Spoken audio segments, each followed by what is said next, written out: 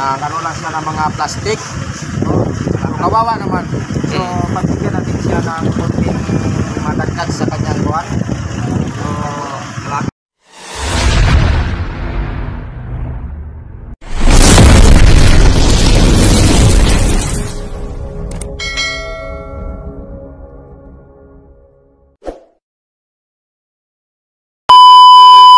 okay, good afternoon po mga viewers, sa lahat ng mga subscribers.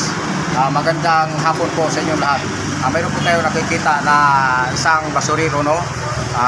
Nangunguha ng mga plastic, siguro ibibenta niya. So, kawawa naman. So, puntahan natin. Okay, no? Kasama ka?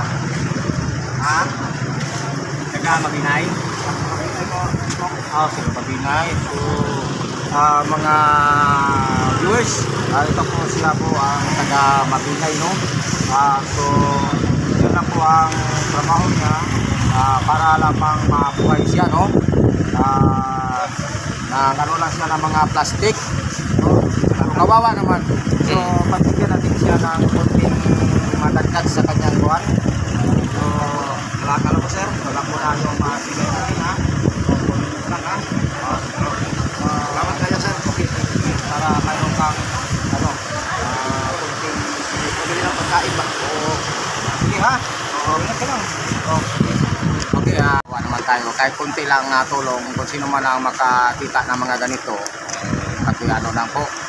Tulungan lang po natin. Kahit kunti na lang pong barya, no?